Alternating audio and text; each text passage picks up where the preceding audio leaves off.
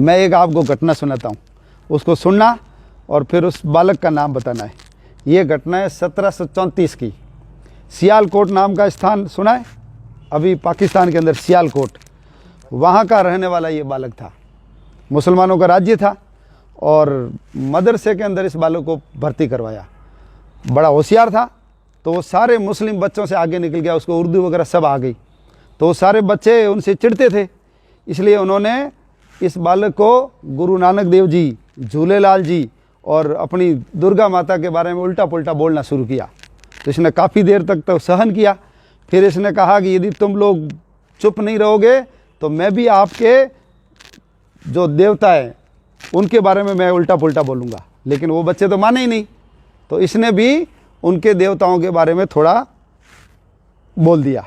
और बोल दिया तो सब मुसलमान थे, इसलिए उन्होंने उसकी शिकायत जाकर के जो पढ़ाने वाले थे मौलवी, उनको कहा। और मौलवी वो तो मौका ही देख रहे थे कि एक हिंदू बालक मुसलमान बालक से आगे कैसे निकल सकता है। तो उसको पकड़ करके और उनको कहा कि तुमको माफ़ी मांगनी पड़ेगी। इसने कहा मैं माफ़ी नहीं मांगूंगा, इन्होंने मेरे देवताओं को गाली निकाली इसलिए मैंने इसको वापस गाली निकाली। मामला पहुंच गया काजी के पास और काजी ने उनको कहा कि तुमको मुसलमान बनना पड़ेगा, यदि मुसलमान नहीं बनेगा तो तेरे को हम मार डालेंगे, फांसी पे चढ़ा देंगे। उसने कहा कुछ भी कर दो, मैं मुसलमान नहीं बनूंगा और माफ़ी भी नहीं मांगूंगा। तो इसको लेकर के लाहौर ले जाया गया और लाहौर का जो इमाम था उसने उसको बहुत समझाया कि तुम मुसलमान बन जा, और तुम यदि मुसलमान बनेगा तो मैं मेरी बेटी की शादी किससे कर दूंगा? तेरे से कर दूंगा। तो इसने कहा मैं मुसलमान बन जाऊंगा, उसके बाद मैं जिंदा रहूंगा कि मरूंगा? उसके बाद भी मरूंगा, तो फिर मैं मुसलमान क्यों बनूं? मैं मुसलमान नहीं बनूंगा। इसकी माँ ने भी उसको समझाया, लेकिन इसने माँ को क्या कहा कि माँ शरीर मरता है, आत्मा तो कभी मरती नहीं है, इसलिए मैं मुसलमान नहीं बनूंगा। और फिर उसको मारने का आदेश दिया गया और इसको एक जगह ले जा करके खड़ा किया, कमर तक गाड़ दिया ज़मीन में, और जो इनको पहले सताते थे, गालियां देते थे, वो सब इनको पत्थर मारने लगे। और जब पत्थर मारने लगे तो वो तलवार लेकर के जल्लाद आया और उसने पास में आया तो उसके हाथ कांप गए। छोटा बच्चा 14 साल का, उसको कैसे मारूं मैं? तो उसकी तलवार गिर गई।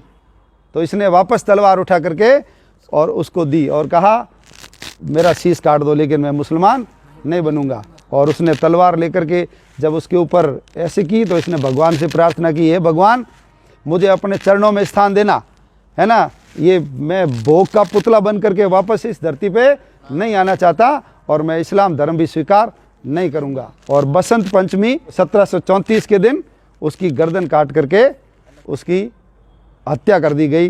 वो 14 साल का वीर बालक मुसलमान नहीं बना, हिंदू धर्म पे पक्का रहा। उसका नाम बताओ। मैं बताता हूँ, याद रखना।